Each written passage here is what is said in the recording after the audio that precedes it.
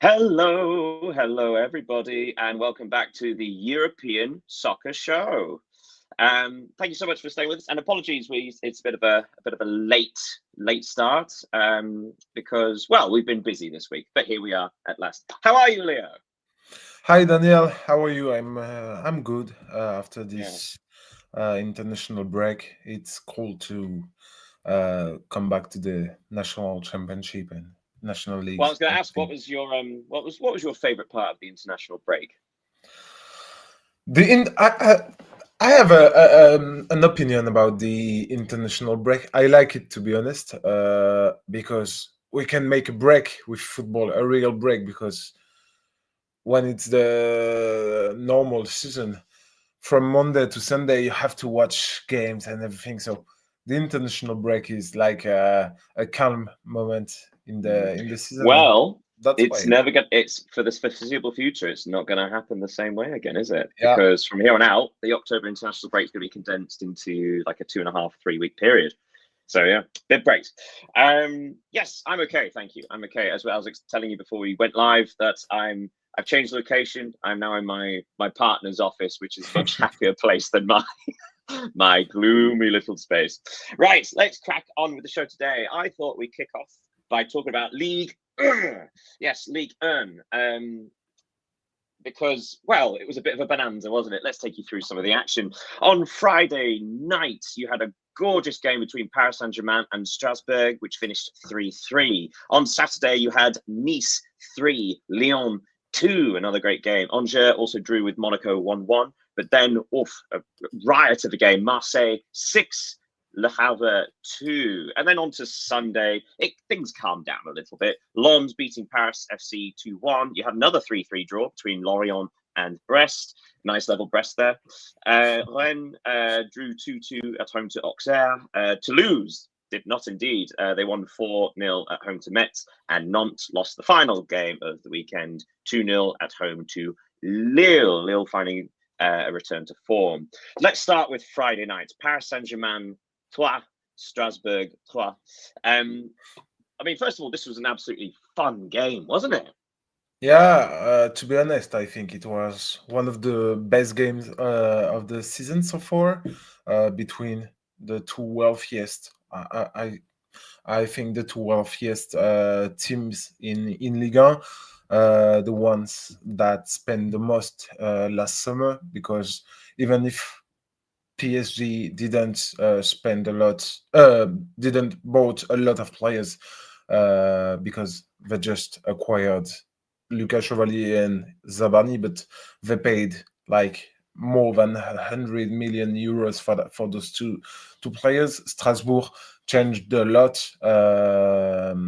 changes their squad a lot with a lot of new additions from Chelsea, and from basically a lot of Premier League players like Junior Enciso, for example, Julio Enciso, sorry, who arrived from Brighton.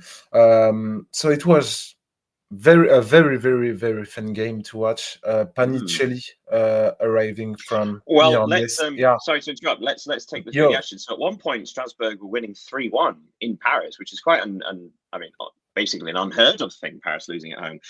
So Barcola opened the scoring before Panicelli equalised, and then Moreira gave Strasbourg the lead before half time.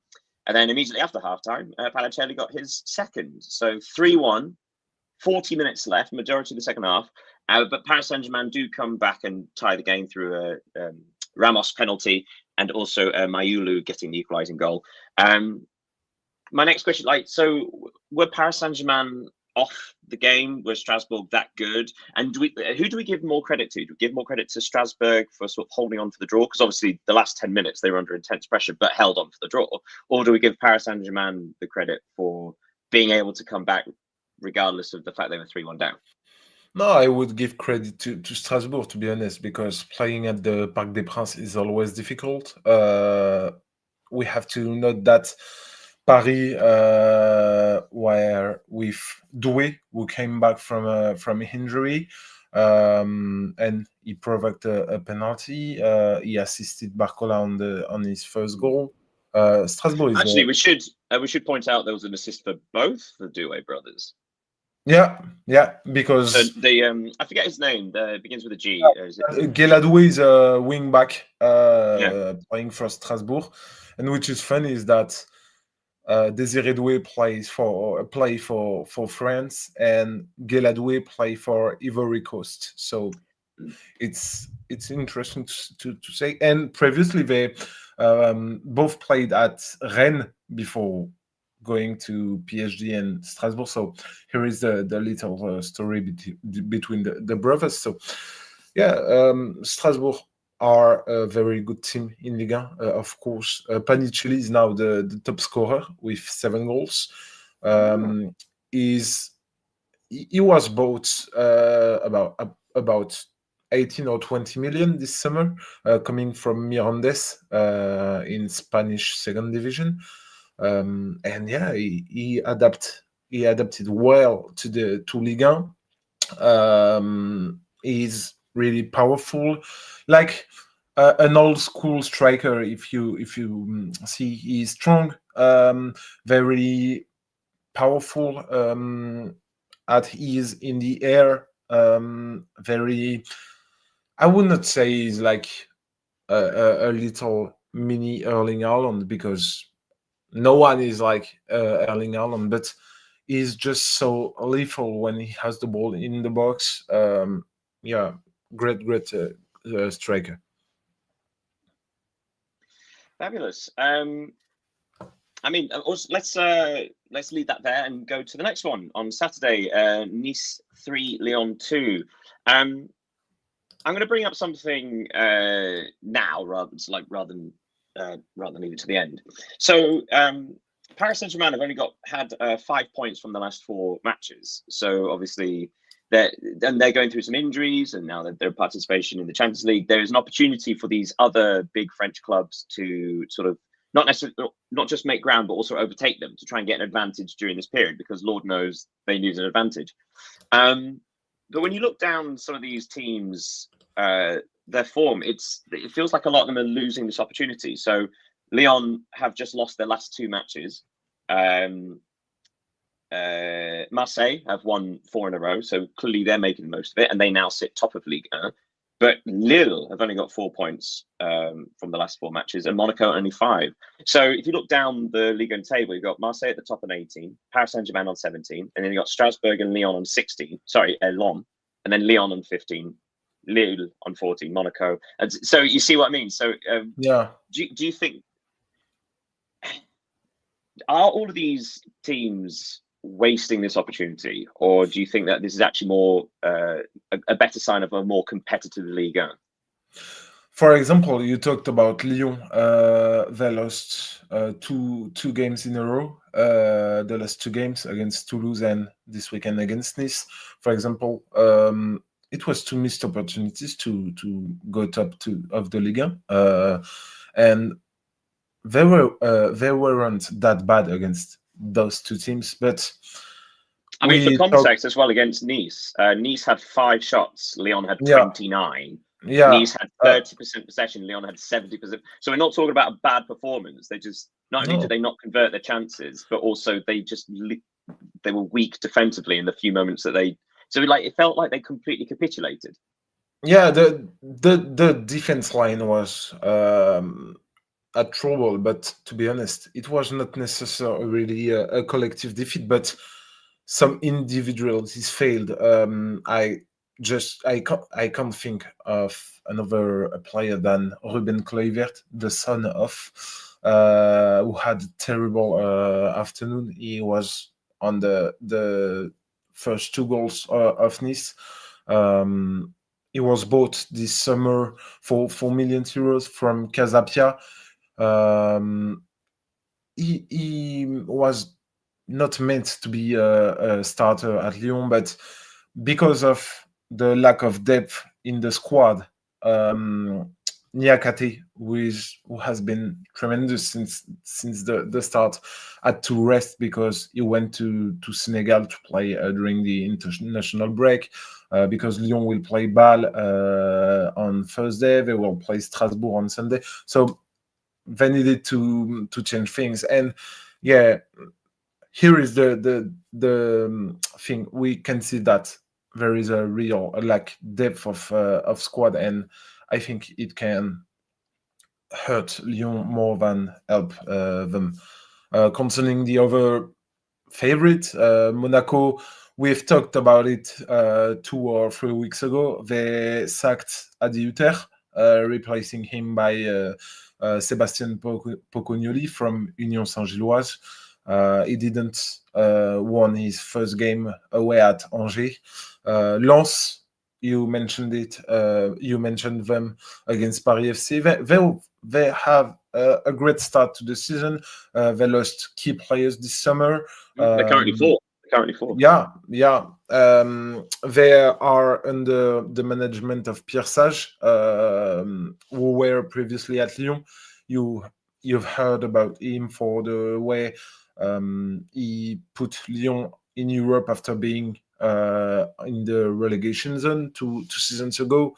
Rennes are deceiving, and Lille, they are sometimes they are good, sometimes they are bad. They lost, for example, that game against Lyon 1-0. They should have maybe win it. So yeah, there is an inconsistency in Well, the let's leave league. this thought on a positive and go to our third and final match that we're going to cover on Ligue 1. So Marseille 6, Le Havre 2.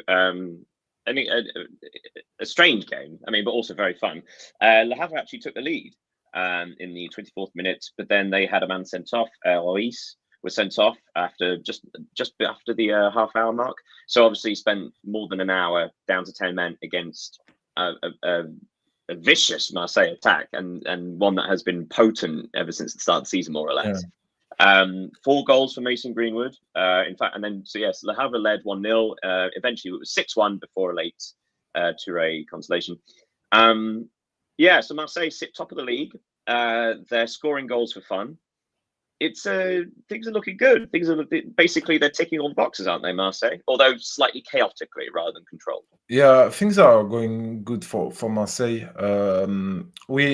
I've talked about the lack of depth from Lyon, and it's the opposite for Marseille.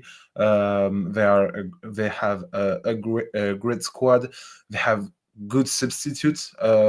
We can talk about the youngster Robinho Vaz, who entered the game. He was implicated on 3 goals. He scored. He assisted also. He's a young, talented player. You mentioned Mason Greenwood scoring 4.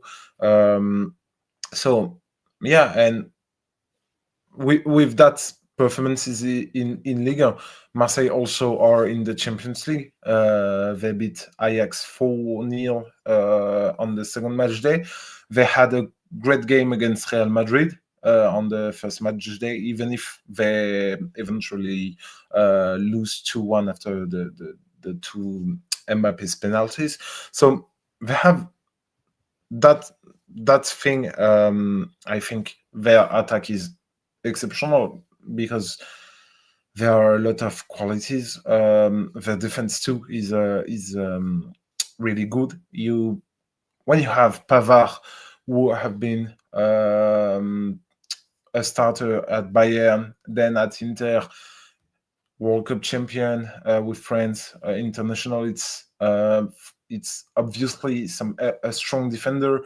Naïef Aguerd too is a real good addition. So they made a squad very strong defensively and offensively. So it'll be interesting to see if Marseille, say as we're like near Christmas, near the winter break.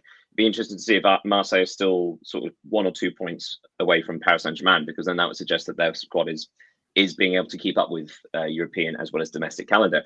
We'll park Ligue 1 there, although just a last word to say that Metz are at the bottom of the table with only 2 points, the only winless team left in Ligue 1. Right, let's go to the Premier League. The Premier League, another fun, interesting weekend. Lots of shocks in this one. So we start with Nottingham Forest 0, Chelsea 3. This was Ange Postecoglou's last game in charge before he got sacked only half an hour after this result, which is a shame because actually Forest in the first half were fantastic, and yet somehow lost 3-0. Chelsea got another red card. That's nice for them. Elsewhere, we also had Brighton 2, Newcastle United 1. A couple of goals from Danny Welbeck, rolling back the years, and a beautiful Voltemada goal, if you haven't seen it. Did you see that goal? Yeah, I saw. Yeah. If you haven't, anyone watching this, go and find it on other streaming platforms. It's a gorgeous little flick. Two promoted clubs faced each other. Burnley 2, Leeds United 0. Another fantastic goal there from Chuana. The game of the weekend: Crystal Palace 3, Bournemouth 3. A hat trick for the Frenchman Mateta, although he also could have won it in the 98th minute and missed an absolute sitter. Manchester City doing Manchester City things, winning 2-0 and not really being under any serious pressure. Sunderland 2, Wolverhampton Wanderers 0. Wolves still winless at this point. Fulham 0, Arsenal 1. Tottenham Hotspur on Sunday. Tottenham Hotspur lost at home 2-1 to Aston Villa. Liverpool did the same thing, lost at home, but to Manchester United. Manchester United winning back-to-back matches. Oh, goodness. For the first time for Amorim. Yes, under Amorim. And on Monday night, West Ham United, all sorts of problems, losing at home to Brentford 2-0. As I mentioned before, and Postecoglou, his last game in charge of Nottingham Forest, only 39 days he lasted.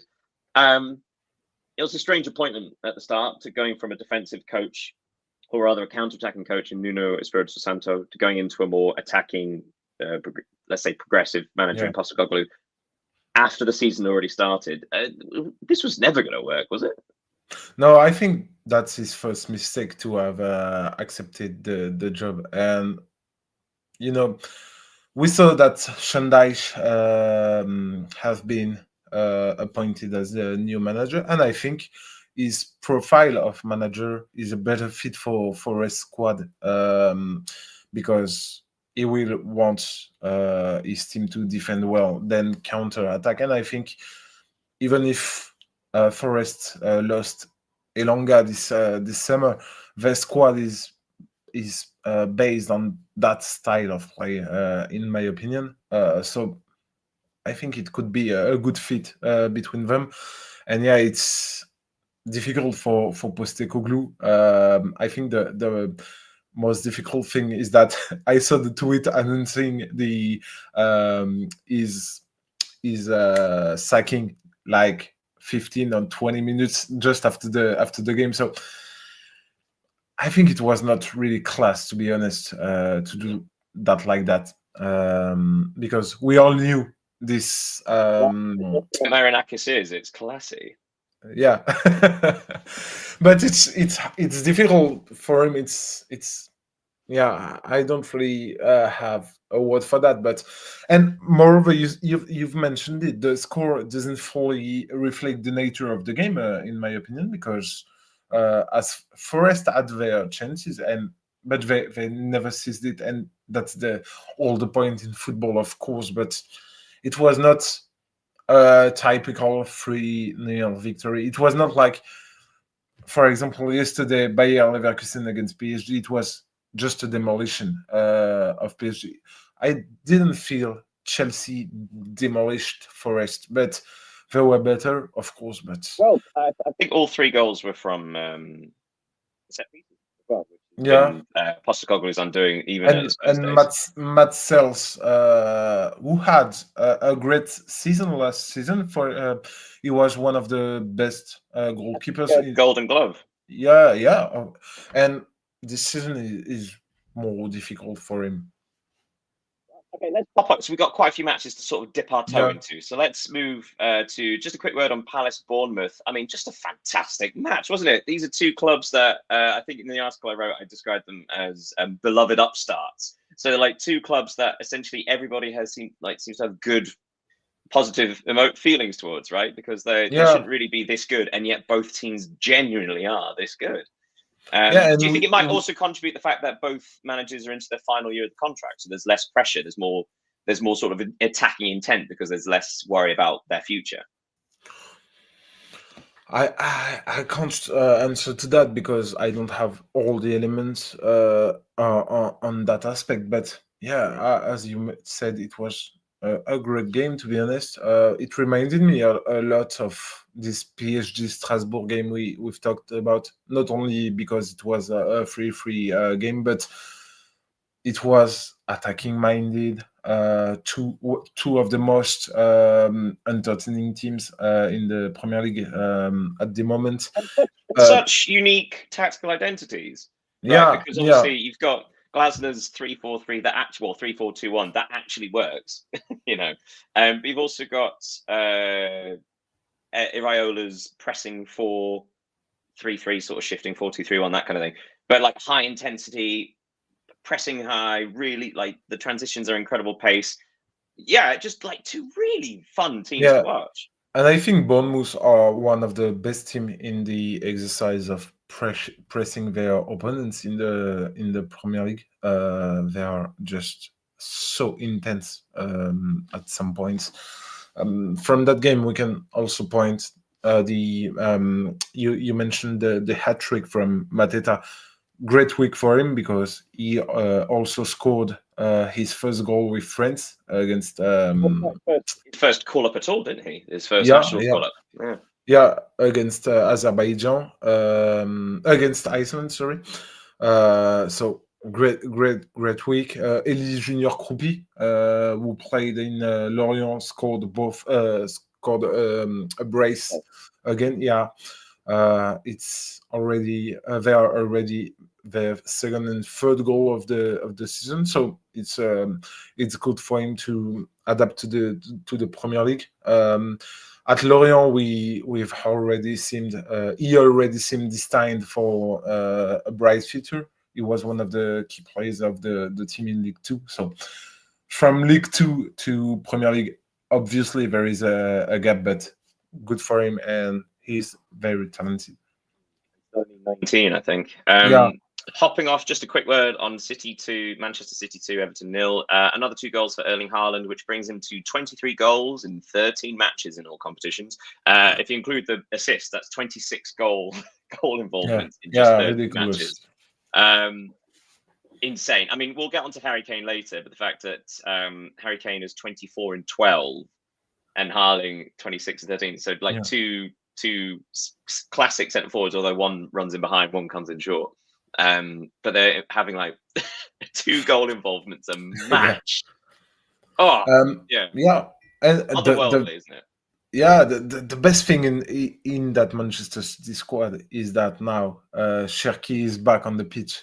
I'm so happy for him because All the time we've got to talk about Manchester City. Okay, but yeah, no, I'm going to say absolutely. Sorry, I was teasing. You're right. Cherky being back will sort of. yeah. He's not really had the consistency yet to actually get fully No, involved, has of he? course, yeah. He just played 5 minutes, and we saw Guardiola talking to him after the game to, I think, to explain to him why he has he had just played that minute. And but Quick look I'm at so the happy top. for him. Sorry to interrupt. Sorry, I'm just good looking at the time because we always run over, so I'm being a Yeah, bit restricted with time today. yeah, Looking at the top of the Premier League, Arsenal are the leaders. They did win 1-0 away at Fulham. A bit of an unremarkable game, but is often described. They're the sort of matches you need to win if you are going to win the title, yeah. and they seem to be doing that now.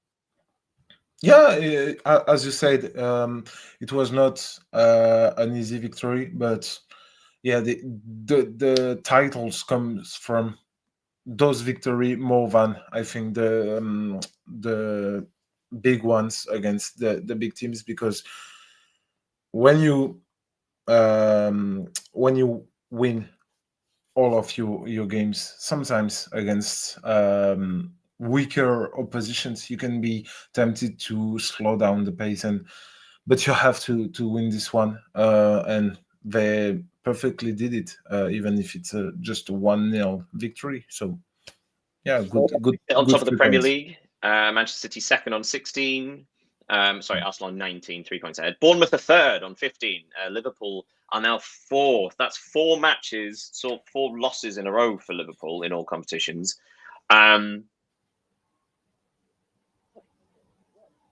What's the big difference? Because it seems like at the start of the season they kept sort of squeaking these wins in the last minute, and the flaws were obvious, but they seem to have be able to overpower that with an attack.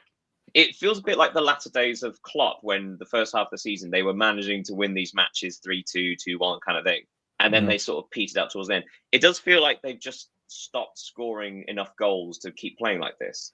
Y- I Yeah. suppose the question is not just necessarily why is this happening, because with all the new additions and all the new players, it's obviously the cohesion seems to be missing. But do you think that the players they purchased can play this way together? Because essentially, Slot plays like a 4-3-3, and yet they signed Wirtz, who operates in a number 10 role, which Liverpool don't use. It seems like some of these acquisitions, as the level of quality that they are, it seems like a strange. Like how you try and blend them all in together. Yeah, I think the strangest of the moves this summer was to buy Ekitike and Alexander Isaac, because it's great to have those two strikers in the squad, but what do you want to do with them? That's, I think, is the key question, because Slot Slot doesn't seem to play with both on the field. It will create ego issues, I think. I don't know if you saw one of the Ekitike's friends post something on the social networks after the game, like, why didn't Ekitike play? So I think it's not a good thing to have that those two big names in the squad, especially since I think Hugo Ekitike had a much better start to the season than Alexander Isaac. So I didn't really understand why he was on the bench against Manchester United. But if we are being honest, the thing is that Liverpool had no real chances. Weren't lucky. Sorry, against Manchester United, because if you see Gakpo eating the spot three times, yeah, Yeah. And but also with the late miss as well. And yeah, the thing is, and this is what gets me. I remember Man United beat Liverpool in the FA Cup in Klopp's last season, and it always seemed to be that these were the sort of games that Liverpool and Man United had, which were, it wasn't necessarily the XG, which Liverpool had a significantly higher XG than Manchester United in this match, but the number of transitions and dangerous positions where it was a 4-on-4 and yeah, they just didn't make the most of it is infuriating. And that's not in the XG, which is a case of like, oh, had you just played that more sensible pass? And actually, we need to move on. But the last thing I would say is, if anyone basically has a spare 20 minutes, watch the last 20 minutes of that match after Wirtz has come on. Because essentially, and this is why it comes back to, like, why did you sign Wirtz? Wirtz is an astonishing footballer. If you yeah, watch Wirtz in the last 20, 30 minutes of that match, he is always in space. So, like, he is always in a position to receive a pass, to, like, give and go and all that, and they do not pass to him. So, therefore, the question is, why did you sign Wirtz if you're not going to use Wirtz? I suppose in my genius tactical mind that I have compared to Slot, although I look like him. yeah. I don't know why. but surely you've got to try the simple thing of give the ball to Wirtz.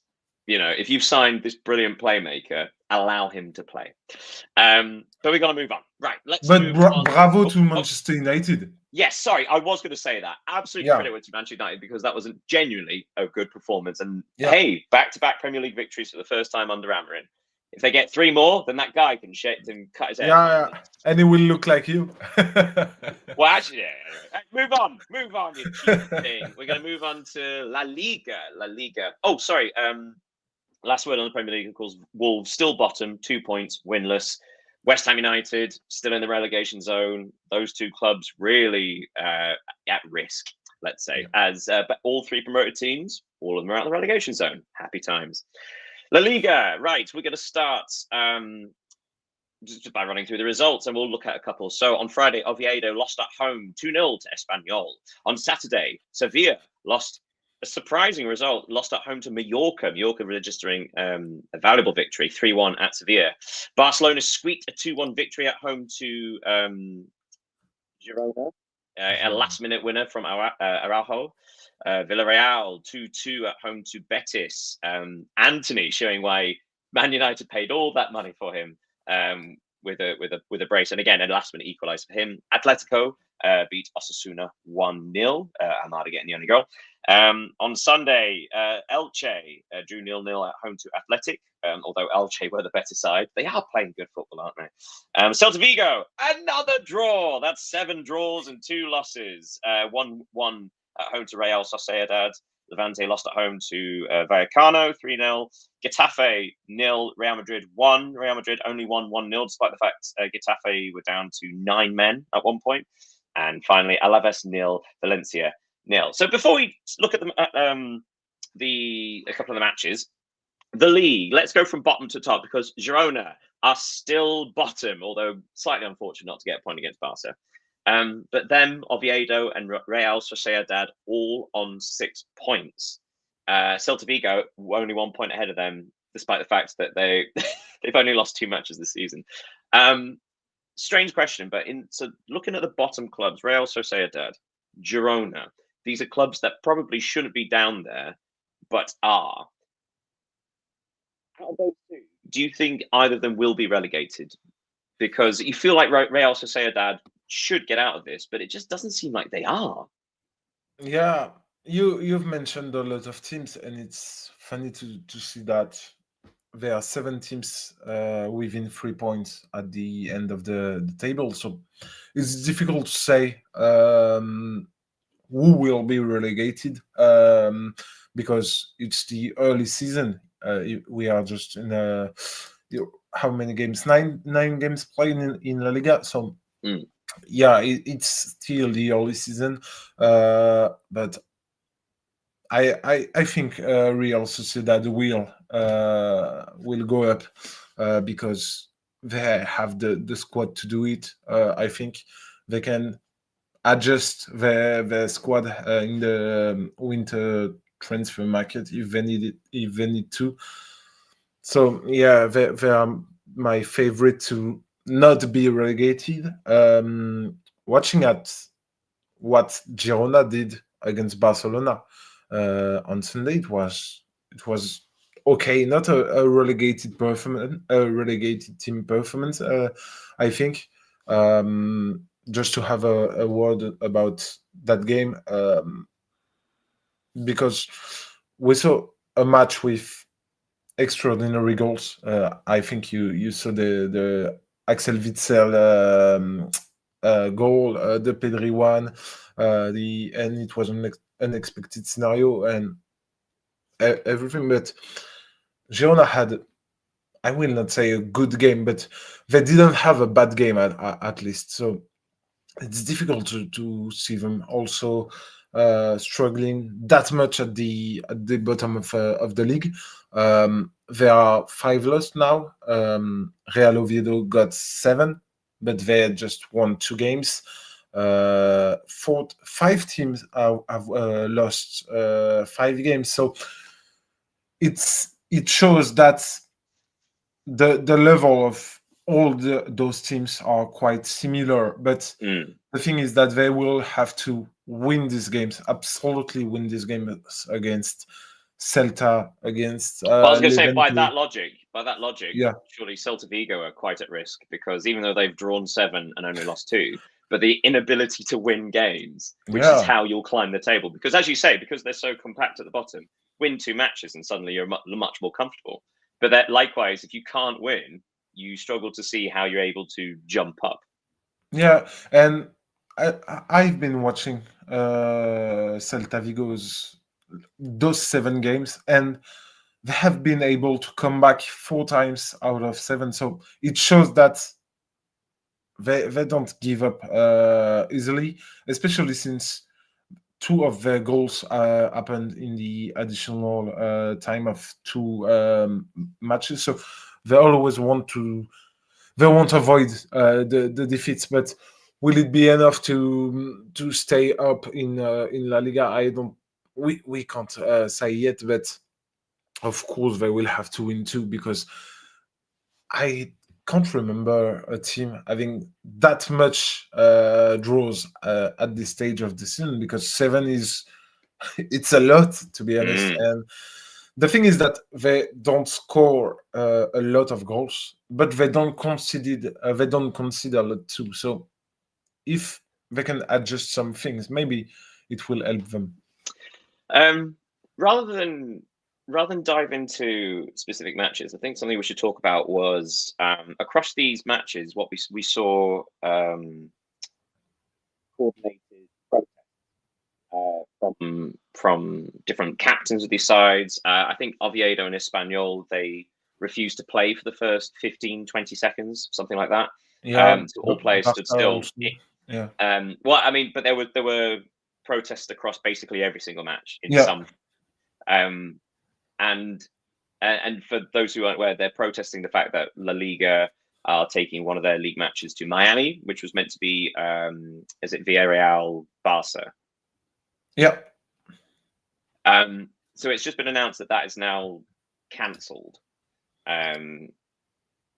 which or rather delayed indefinitely. I suppose I'd like to get your opinion on this, because obviously outside the Premier League, other leagues are finding new ways to try and catch up financially to the Premier League. Considering there's such a big Spanish following in many countries, this seems like a logical way to do this. And apart from anything else, football is now an international game, right? So you have big clubs that have international fan bases that would like an official match, not just friendlies and glorified friendlies and so on and so on. But likewise, the schedule that these players have to play that are risking serious injuries, and we have seen an increase in these serious injuries, they're now at breaking point. And then, of course, now you have to ask them to travel even further than is necessary. So I suppose I'd like to get your opinion, also the opinion of like what's in French football. Is there sort of a push towards this, or is there a recognition of actually not going international? Yeah, just your input would be useful in this. Yeah, in France, the only international game we have is the Trophée des Champions, which is the equivalent of the Super Cup, like they have in Spain when they go to Saudi Arabia to play. Of course, and the same thing in Italy, the Super Cup. Oh, sorry, for context again for people that don't watch these leagues. So the winner of the National Cup used to face the winner of the League. We have the same in England. It's called the Community Shield. But rather than make that a single match, Italy turned it into like a little tournament. And Spain, sorry. So like you had the top four, and they would do like a semi-final and a final, and they would take it to Saudi Arabia. Italy too. I think so that's a 4 team as well. So that's like another way to sort of generate more income, because it was a tournament that didn't have significant importance, so fans weren't that unhappy about losing it. Again, that makes more sense. But this is a league match. This is it. I don't know. I'm honestly conflicted, because I think it's hypocritical to say, if your club is international and you have international fans, therefore you shouldn't play an official match in one of those countries that they can see you. But likewise, it's unfair to ask the players. I'm a Newcastle United fan, and at the end of, was it last season, they flew to Australia to play 2 friendlies to generate some extra income. But this is after a season where they played like nearly 50 matches.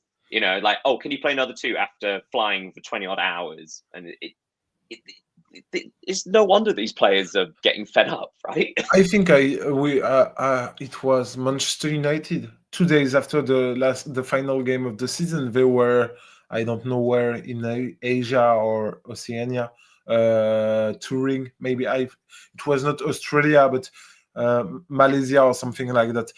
Just 2 days after the end of the Premier League. It's a shame, to be honest. And I'm happy that game in Miami has been postponed now, because La Liga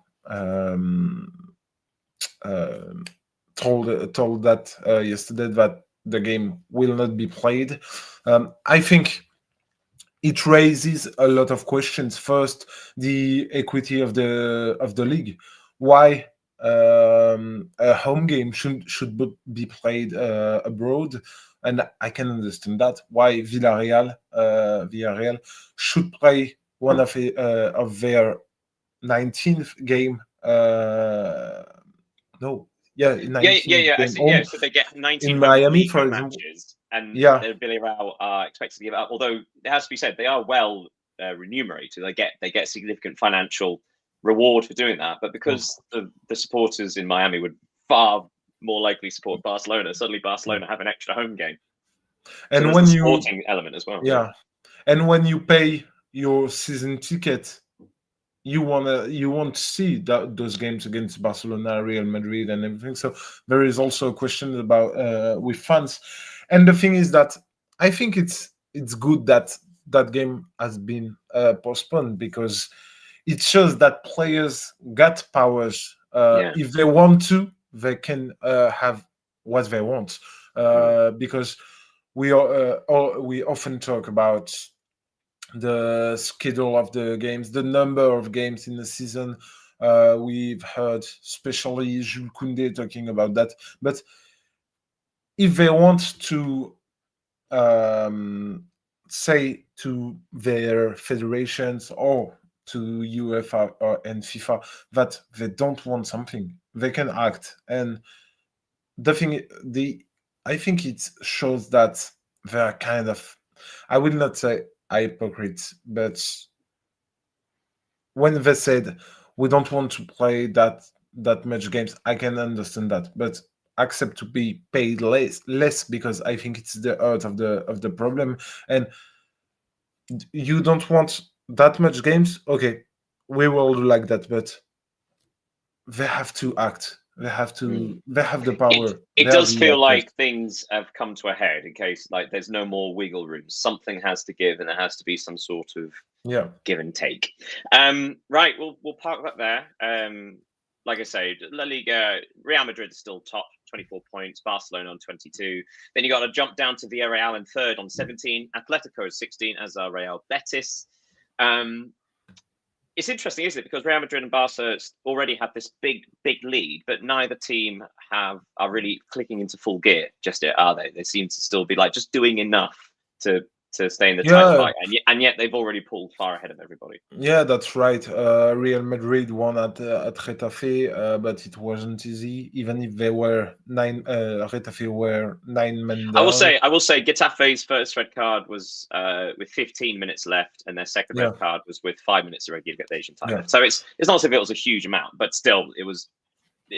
Yeah. For a team like Real Madrid, it's obviously important. Yeah. Go over to Italy, shall we? And Serie A. We're going to start by telling you that there were 10 matches in Serie A, and yet there were 12 clean sheets, which will give you an idea of how very Italian this weekend was. So Lecce drew with Sassuolo, 0-0. Pisa and Verona played, a 0-0 draw. Then in Turin, struggling Torino, pulled off an incredible 1-0 victory against defending champions Napoli. Simeone getting the only goal in that. Roma, undefeated Roma, lost at home to Inter 1-0. Boni getting another goal for his new side. Then on Sunday, Como, an incredible 2-0 victory at home to Juventus. Cagliari, 0, Bologna 2. Genoa and Parma, 0-0. Atalanta, undefeated Atalanta, 0-0 with Lazio. And AC Milan took offence to this and won 2-1 at home to struggling Fiorentina to go top of Serie A. And then on Monday night, Cremonese 1, Udinese 1. So a lot of clean sheets. Great week for goalkeepers. But let's go to the team at the top of the table, AC Milan, who, again, sort of after a tricky start, seem to have got a bit of rhythm, bit of form mostly. It feels like with Napoli and Inter, especially in the Champions League, and with AC Milan having no European football for the first time in, well, God knows how long, it feels like AC Milan in the next few weeks do need to make that count, because this is a busy period for their rivals and they have the advantage of having a full week of preparation. So it feels like these are AC Milan wonderful at the top of the table, but it kind of has to be where they are, right? Yeah, but if we are being honest, I don't think a lot of people expected them to be at the top of the table. But as you said, this is a team that has only that only play national football, so it will help them to Domestic rather yeah, than national. domestic of so it will be helpful for them. This is a team that has lost only one game this season against Cremonese, if I remember correctly, on the first match day. They conceded only one draw, so they made the most of their games with 5 wins. They had we've mentioned in the past weeks the good performances from Luka Modric. They recruited Adrien Rabiot from Marseille, who is also a good player, knowing Italian Serie A football. Rafael Leao and Christian Pulisic seem to be really in form today. So they have this good season, this good start to the season. They will now need to confirm it in the next weeks. Go from AC Milan to Juventus. I mean, also credit to Como. Como, it seems like they have a high ceiling but quite a low floor. So it seems like they have a couple of sort of underwhelming results, but they have the ability to beat basically most teams in Serie A. Yeah, I think. So looking at the table, AC Milan are top on 16, Inter and Napoli and Roma on 15. I mean, 1 point separating 4 teams. This is why Serie A is so entertaining, right? If you include Juve in that, who are actually beneath Bologna in 6th place on 12 points. If you include Juve in this title race, it's going to be a fantastic season. But I suppose I would highlight. Okay, so Juventus losing at Como,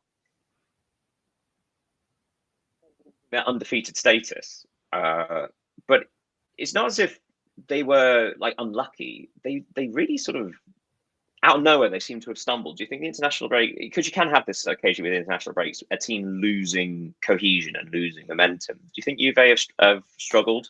To be honest, they look quite stodgy. Yeah.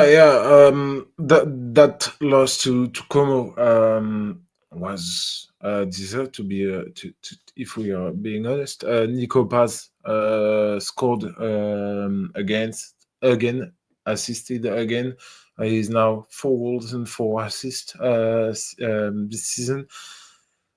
Great player. He seems like he can do everything. And if we talk about Juve, looking at the squad, I don't think it's a squad that can compete with Napoli and Inter and AC Milan at the top of the table. To be honest, it's not a champion squad, and more of that you can see, for example, Jonathan David, who arrived this summer, struggled on his debut.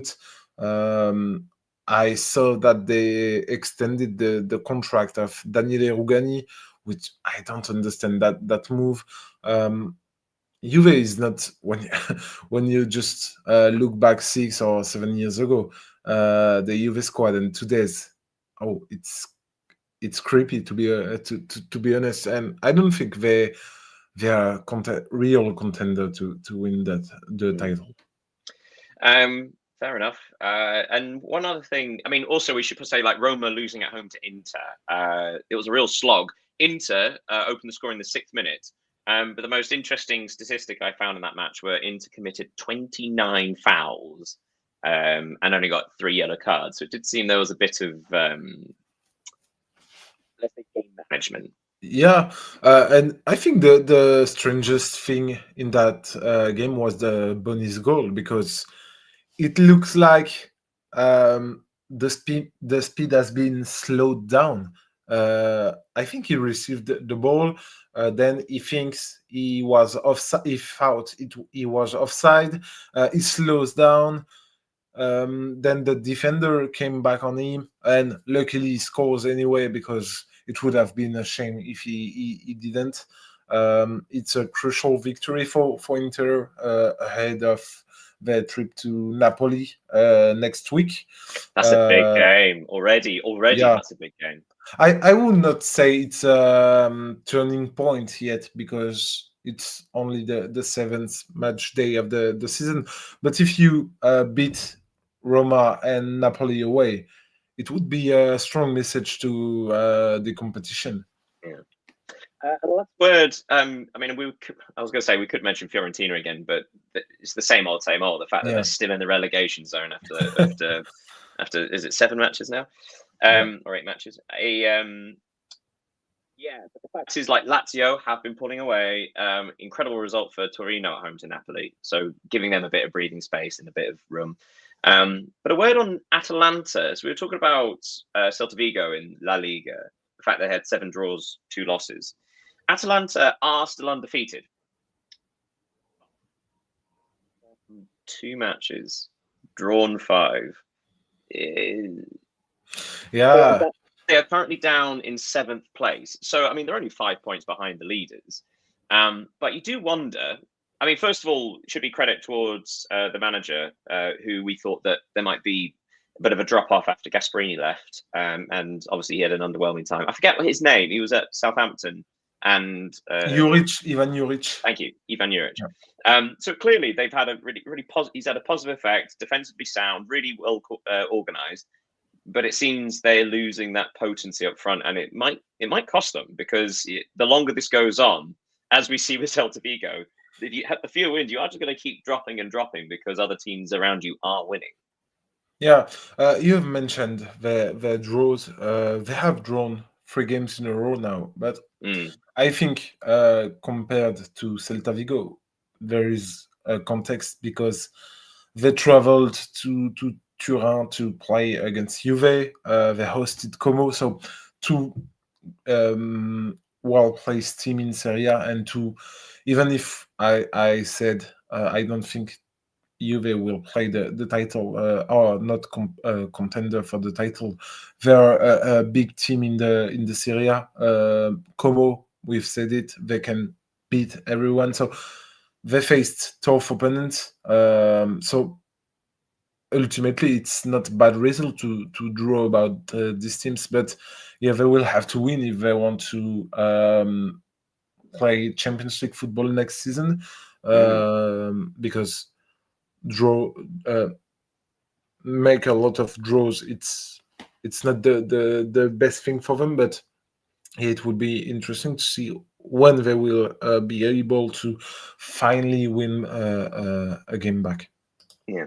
And finally, let's move on to the Bundesliga. We always leave this till the end currently because really we're going to highlight one match. We'll give you the fixtures. So Union Berlin won at home 3-1 against Borussia Mönchengladbach, whose issues just keep piling up. Heidenheim drew at home against Bremen 2-2. The second half was very fun. It was 0-0 at halftime. Köln drew 1-1 against Augsburg. Leverkusen won 4-3 away at Mainz. Very fun game there. Leipzig's good form continues with a 2-1 win at home against Hamburger. Wolfsburg lost at home 3-0 against Stuttgart. Wolfsburg in a bit of trouble. We'll cover in a second. Bayern, the only undefeated team left in Germany after beating Borussia Dortmund 2-1 in the Klassiker. Another goal by Harry Kane. Then on Sunday, Freiburg and Frankfurt played out a 2-2 draw before St. Pauli lost at home 3-0 to Hoffenheim. So the big talking point was the Klassiker. Bayern, undefeated Borussia Dortmund. Dortmund seemed to get a bit rabbit in the headlights, right? They seemed to be a bit overawed. Bayern led 2-0 quite easily before a late Julian Brandt goal pulled things back to keep it interesting. But Bayern showed that they are by far the strongest team in this league. Yeah, but honestly, I didn't find Dortmund look ridiculous in that game. They failed to take the chances that came their way. I can think about Guirassy, who could have scored 2 goals, for example. But the main point of that game was Harry Kane. You've mentioned this goal, but everything he did was masterclass. He was not a striker for that game. He was like midfielder, 8, It should 10, be it should be 6. set He out. So was like everywhere. this season, the head coach Vincent Company seems to have instructed Kane to drop even deeper, which is really funny because like in the last Euros there was this big thing about Kane having to stay high. He has to stay high, and yet in this tactical setup, it's like no. He's quite often coming to take the ball off the centre backs. That's the integral role of him because he is a playmaker and a finisher. But also that allows players like Gnabry and Elise more space to sort of roam Yeah. up front. Yeah, of course. And I think when you have that kind of player, he can score, he can set up goals, he can runs for himself, runs for the others. He can do everything. He can recover balls. He can. He's just. I think he's almost the ultimate striker because you can use him as a 9, a true 9, a real 9, like a second attacker, like a 10 if he wants to, a false 9. You can use him at basically every place on the field, and yeah, he was breathtaking against Dortmund. Yet once again, because he's been tremendous since his signing for Bayern.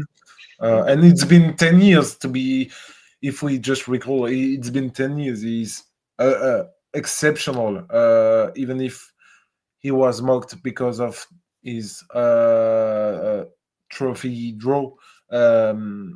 He has always been a special striker at Tottenham. Absolutely. Yeah. So looking at the top of the Bundesliga, Bayern now 5 points ahead on 21 points. Leipzig are second on 16. Stuttgart have 15. Dortmund have 14. Leverkusen have recovered to get 14. So it's interesting that Dortmund have just lost their first game of the season, and yet they're down in fourth. So it does seem like the more interesting story in the Bundesliga is who's going to finish second and third and fourth, because it looks like that is a huge pylon of Leipzig, Stuttgart, Dortmund, Leverkusen. Frankfurt have dropped off the boil a little bit, although they just concede so many goals. It looks like that's going to be the real story, right? That's going to be the really fun part. Yeah, we don't really talk about Leipzig and Stuttgart, but their start to the season is very good too. You've mentioned the victory of Leipzig against Hamburg this weekend. I don't know if you saw the tie for Poulsen, who is now at Hamburg, and he was a Leipzig player for I don't know how many years, but he received a tribute. Oh, that's nice. Yeah, Leipzig. I will not say it's the same thing that AC Milan, but because there are different clubs, different squad, different level, of course, and they have different opposition with Bayern Munich, but they will not play. They don't have any European football to play this season, so with one game in hand every week, it's basically which is an advantage. which is helpful. Yeah. It's helpful considering how are you saying how many new players they've had and the turnover. Yeah, and young players. Having that full week to train them all it does help. Yeah, and they have young players too, so it's easier for the manager to work with them in those conditions. So yeah, and you talked about Leverkusen. I think Chris Ullman, has turned Bayer around. Partially, it has to be said. Yeah. They were. But the only horrible game result against Paris Saint-Germain. Yeah, and it was his first loss since his arrival. So in 8 games, I think he won 4 times. So okay, when we talked about the Erik ten Hag's Bayer Leverkusen, it was horrible. He was fired after 3 weeks, I think. So yeah, Udmont had a lot of works. He has a good base on footballers, because we can talk about Grimaldo, who already scored 5 this season. we can talk about Edmond Tapsoba, who is a good defender, an experienced defender in Bundesliga. The Christian Kofani, the striker who has scored 3 games in a row now. So he had a good base of players. So now we will have to just adjust with them.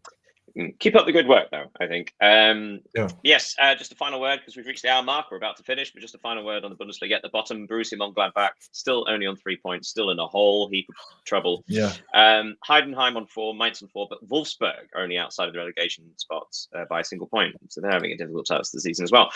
Before we go, just a massive congratulations and a word to Mjällby. For those who don't know, they have just won the Swedish title. Why are we mentioning that? Well, because Mjällby is a town of fewer than 1,000 people. So the fact that they won the Swedish title is astonishing. They've won 20 of their 27 matches this season, and they've won the title with 3 matches to spare.